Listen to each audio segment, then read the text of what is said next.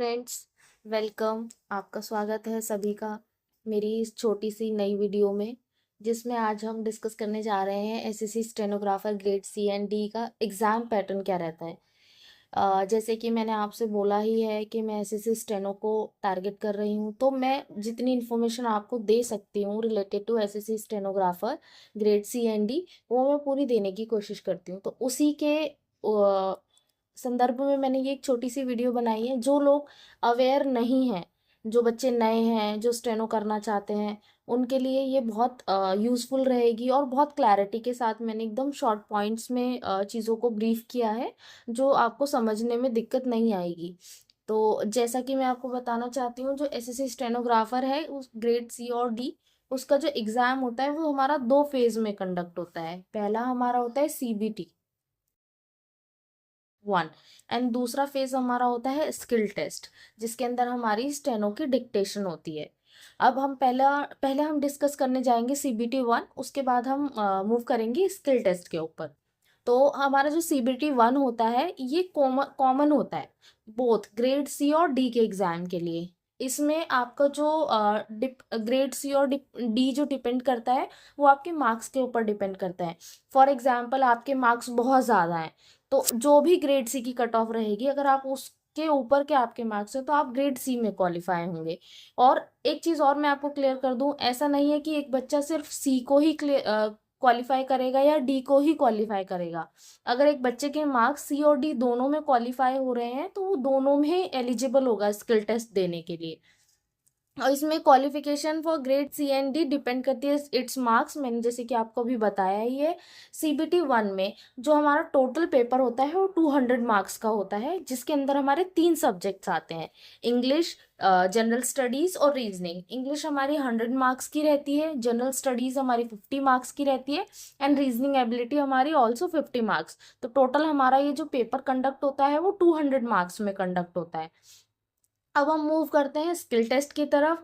तो it is in 2 parts, ये भी 2 तरीके से होता है। फॉर एग्जाम्पल, आप ग्रेड सी में क्वालिफाई हुए हैं, तो आपका जो डिक्टेशन होगा वो 100 वर्ड्स पर मिनट होगा, जिसमें आपको 1000 वर्ड की डिक्टेशन प्ले होगी, और आपको 40 मिनट्स का टाइम मिलेगा उस पूरे मैटर को टाइप करने के लिए विथ पंक्चुएशंस।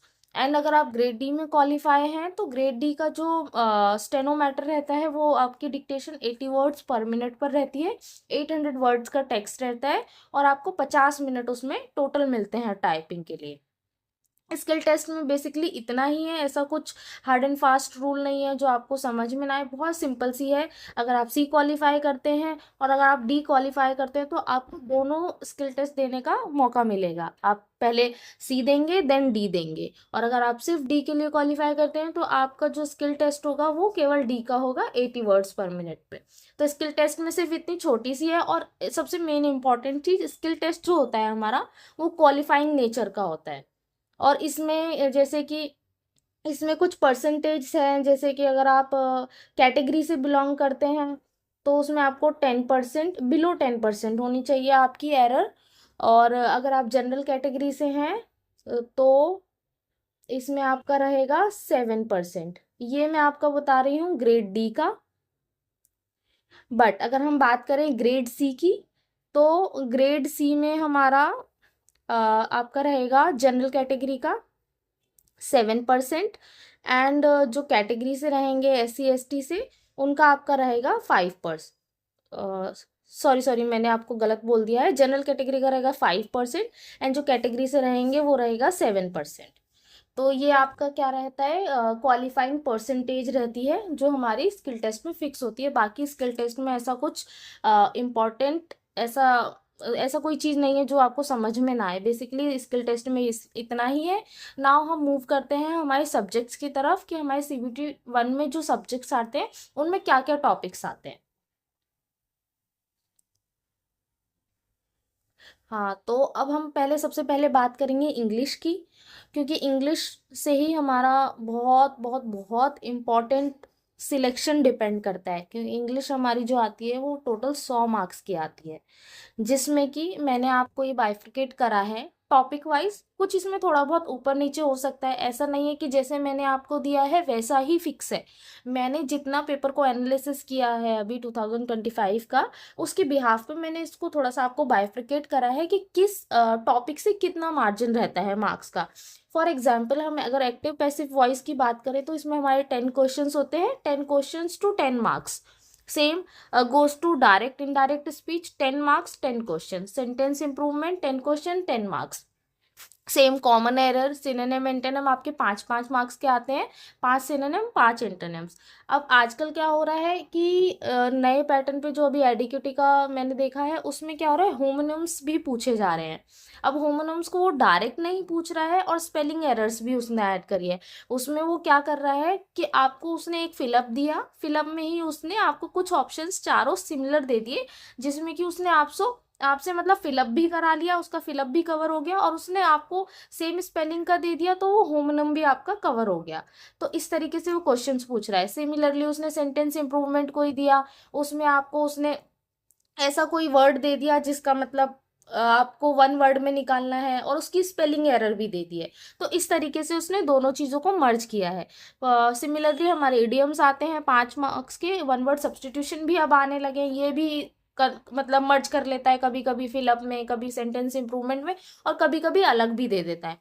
पैरा जम्बलिंग भी 5 मार्क्स की आती है। Reading comprehension and cloze test भी वेरी करता है, मे बी अगर वो ऊपर की चीज़ों को थोड़ा ऊपर नीचे करेगा तो यहाँ थोड़ा बढ़ा देगा, और यहाँ थोड़ा कम करेगा तो ऊपर की चीज़ों को थोड़ा सा कम ज़्यादा कर देगा। तो सेम मेनली जो टॉपिक्स हैं वो यही हैं जिससे हमारा इंग्लिश का पेपर तैयार होता है 100 मार्क्स का। तो सबसे इम्पॉर्टेंट चीज़ जिसमें आपके मार्क्स कभी कटने ही नहीं चाहिए, जो बहुत ही इम्पॉर्टेंट और इजी है, जिसमें आप इजीली मार्क्स गेन कर सकते हैं, वो हमारा है एक्टिव पैसिव वॉइस। सिंपल है, ये मैं आपको कवर कराऊंगी नई वीडियो में, इजीली आपको समझ में आ जाएगा। तो एक ये है जिसमें आपके मार्क्स बिल्कुल नहीं कटने चाहिए, डायरेक्ट इनडायरेक्ट स्पीच में नहीं कटने चाहिए, सेंटेंस इंप्रूवमेंट में थोड़ा सा हो जाता है ऊपर नीचे, बट फिर भी आप इसमें भी मिनिमम आपके 10 में से 8 मार्क्स तो रहने ही चाहिए। कॉमन एरर भी सेम, आपको 10 में से कम मिनिमम 8 मार्क्स रहने चाहिए। सिनोनिम एंटोनिम्स में आपका पूरा लर्न करने के ऊपर है कि आपका कभी कभी पढ़ा हुआ भी आ जाता है, कभी कभी बिल्कुल आउट ऑफ बॉक्स चला जाता है, तो वो भी डिपेंड करता है। तो इसलिए अगर आप 10 है तो मिनिमम 7 तो मतलब कोशिश करो कि इससे नीचे तो हमारा सिनोनिम एंटोनिम्स में जाए ही ना। अब फिलअप में आपका बहुत सारी चीज़ें आ जाती है। फॉर एग्जाम्पल वो फिलअप्स में फिक्स्ड प्रेपोजिशन पूछ लेता है, फ्रेजल वर्ब्स पूछ लेता है, तो इसका एरिया थोड़ा सा बड़ा है। आई नो उसके मार्क्स कम है, पर फिर भी इसमें भी आप कोशिश करो कि आप मैक्सिमम मार्क्स स्कोर करो।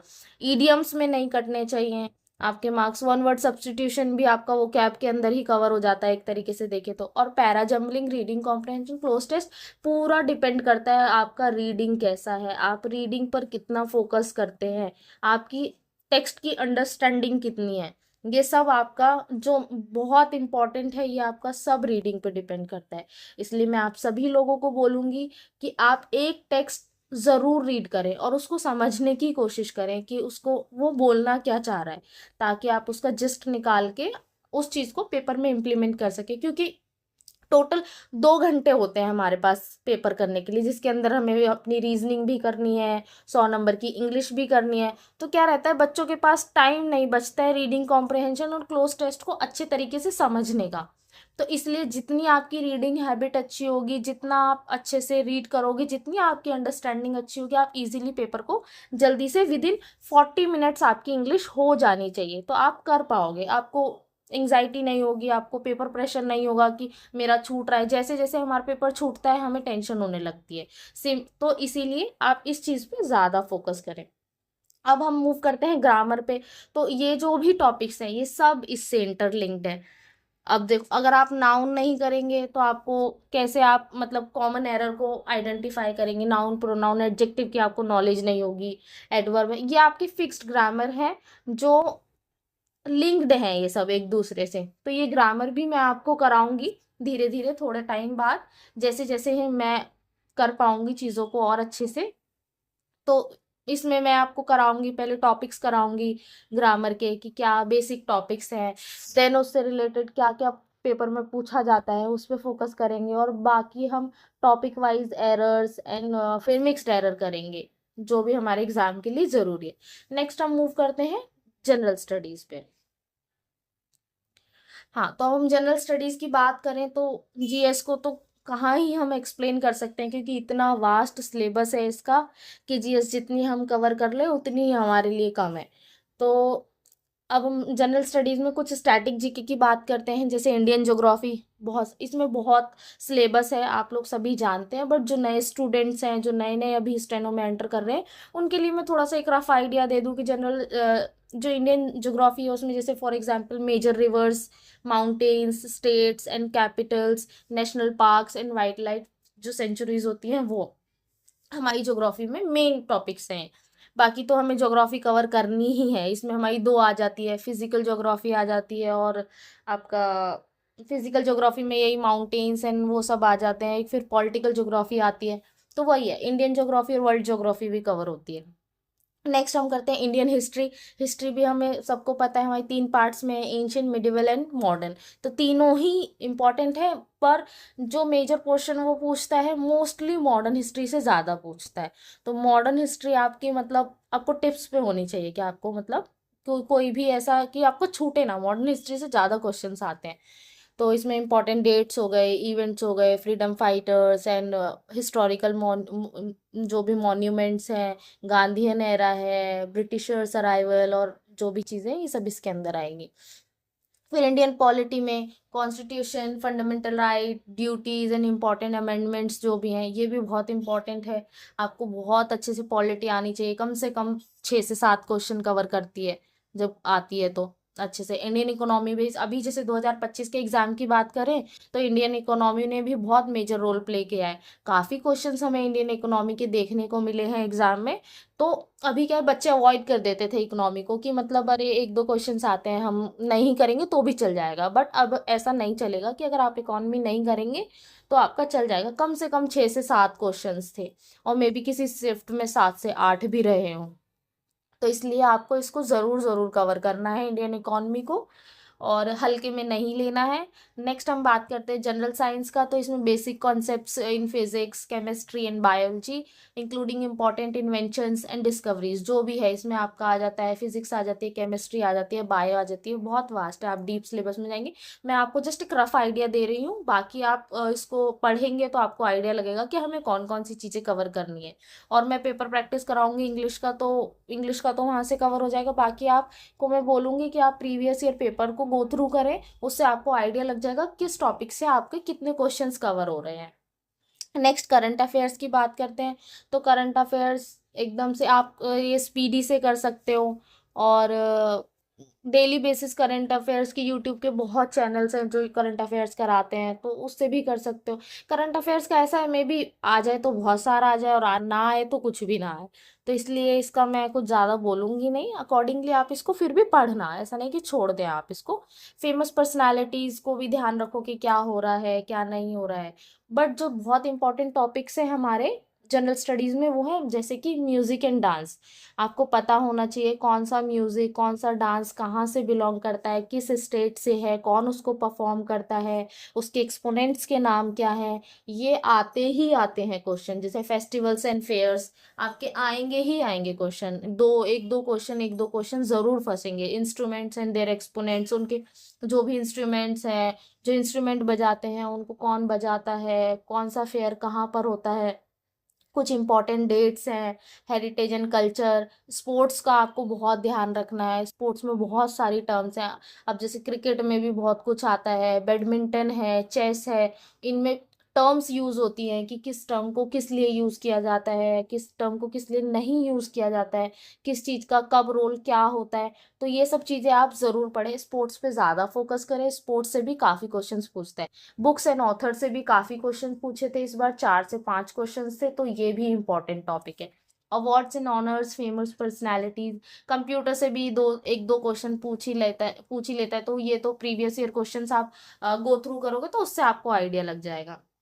Next government schemes and miscellaneous, आप जो पेपर गो थ्रू करेंगे उससे जो और बेसिक चीज़ें जो मुझसे छूट गई हैं वो आपकी वहाँ से कवर हो जाएंगी। नाउ हम मूव करते हैं रीजनिंग की तरफ। रीजनिंग में हमारा, रीजनिंग भी जैसे मैंने आपको बताया ही है, हमारी 50 मार्क्स की होती है। इसमें ये बहुत इंपॉर्टेंट टॉपिक्स हैं कुछ कुछ, जैसे कि आपका सबसे पहले हम बात कर ले कोडिंग डिकोडिंग। ये बहुत आता है, कम से कम 4 से 5 क्वेश्चंस आपके कोडिंग डिकोडिंग के मिलेंगे, जिसमें कि नंबर का भी आ जाता है और अल्फ़ाबेट का भी आ जाता है। ठीक है, नंबर सीरीज, अल्फ़ाबेट सीरीज हो गई, फॉर एग्जांपल जैसे 2 4 6, फिर नेक्स्ट नेक्स्ट नेक्स्ट क्या आएगा, ये हो गया नंबर सीरीज। इसी तरीके से कुछ उन्होंने ऐसे अल्फ़ाबेट सीरीज दे दी, तो इसके भी 2 से 4 क्वेश्चंस रहते हैं आपके। तो ये भी बहुत ज़रूरी है। 2 से 4 क्वेश्चन आपके ब्लड रिलेशन के रहते हैं, same 2 to 3 question distance and directions के रहते हैं, डाइज के 1 से 2 क्वेश्चन, कैलेंडर भी अब तो आने लगा है, एक एक क्वेश्चन मिनिमम इसका भी मान के चलो। सिलॉक्स के रहते हैं 2 क्वेश्चन, एटलीस्ट दो तो रहते ही हैं। अर्थमेटिक ऑपरेशन के 2 से 4 क्वेश्चन रहते हैं। अर्थमेटिक ऑपरेशन में वही आता है कि मतलब एक इक्वेशन दे दे दी है ऐसे करके, जैसे इस तरीके से, और नीचे उन्होंने दिया है कि साइन चेंज करो और या डिजिट चेंज करो, तो यहाँ पर जो चीज़ है वो उसकी मैच होनी चाहिए। तो ये हमारा अर्थमेटिकल ऑपरेशंस में आ जाता है। अब ये हमारे कुछ टॉपिक्स हैं जो हमारे नॉन वर्बल रीजनिंग में आते हैं, paper folding, cutting, mirror and water image जो हो गए हैं, ये सब चीज़ें। बाकी ये जो मशीन इनपुट एंड आउटपुट के हैं, इस बार 2025 के पेपर में रीजनिंग का काफ़ी बहुत पैटर्न चेंज करा था, एडिक्यूटी लेवल पे हुआ था, तो और बच्चों का दोबारा पेपर भी नहीं हुआ है, तो उसमें हमें कुछ क्वेश्चंस, काफ़ी क्वेश्चंस मिले मशीन इनपुट और आउटपुट के देखने के लिए, जो कि बैंकिंग में आते हैं। पर अभी आए हैं, ज़रूरी नहीं है अब आगे भी आए, बट फिर भी मैंने आपको एक आइडिया दे दिया है कि 2025 के पेपर में ये क्वेश्चंस भी पूछे गए हैं। नाउ एनालॉजी हो गई, एनालॉजी में जैसे कि क्वेश्चंस होते हैं कि अपना इंडिया की कैपिटल अगर दिल्ली है, तो नेक्स्ट हमारी पाकिस्तान की कैपिटल क्या होगी, तो ये हमारा एनालॉजी में आ जाता है। सिमिलरिटी एंड डिफरेंसेस में भी यही आता है। फॉर एग्जांपल यहाँ पे 15 है, इसका 30 है, तो नेक्स्ट यहाँ पर 16 है, तो यहाँ पर क्या होगा, तो ये भी सिमिलैरिटी एंड डिफरेंसेस में आ गया। इसको नंबर में भी ले सकता है, वो अल्फ़ाबेट में भी ले सकता है। स्पेस विजुअलाइजेशन में कुछ शेप्स आपको बना के दे दी हैं इस तरीके से जुड़ी हुई, तो फिर नीचे ऑप्शन दे देगा कि आपको किस तरीके से उसको करना है। और ये कुछ है analytical judgement, discriminating observer, decision making, ये सब आपका स्टेटमेंट बेस्ड रहता है कि आपको स्टेटमेंट्स दी हैं, उनको आपको एज्यूम करके चलना है, और उसकी जो भी ऑब्जर्वेशन है उसको आपको एक एनालिटिकल वे में उसको रिप्रेजेंट, मतलब उसका जो भी ऑप्शन दिया गया है उसमें आपको टिक करना है। ये आपको थोड़ा सा पढ़ना पड़ेगा। बेसिकली मेरा यही था कि मैं आपको एक रफ आइडिया दे दूं, तो इस वीडियो के थ्रू मैंने आपको एक रफ आइडिया दिया है कि SSC stenographer grade C and D का जो एग्ज़ाम होता है वो किस तरीके से कंडक्ट होता है, कितने फेजेस में होता है, उसमें क्या क्या टॉपिक्स आते हैं, और उनके कुछ सिलेबस के पॉइंट्स भी मैंने कवर किए। So thank you so much for watching this video, and related to this exam मैं जो भी आपको बेस्ट कंटेंट प्रोवाइड करा सकती हूँ, मैं कोशिश करूँगी कि मैं आपको प्रोवाइड कराऊँ in respect of SSC skill test और फॉर इंग्लिश। एज़ मैंने भी अभी नई नई चीज़ स्टार्ट करी है, नई जर्नी है मेरे लिए भी, तो मुझे भी चीज़ों को थोड़ा लुक आउट करने में और इन सब चीज़ों को इकट्ठा करने में, आप तक पहुँचाने में थोड़ा सा टाइम लग रहा है। सो मैं भी कॉपरेट करूँगी और आप भी कॉपरेट करना, और मैं आशा करती हूँ आपके लिए मेरा ये चैनल यूज़फुल रहे, आप लोग इसका फ़ायदा उठाएं। थैंक यू सो मच, मिलते हैं नेक्स्ट वीडियो में।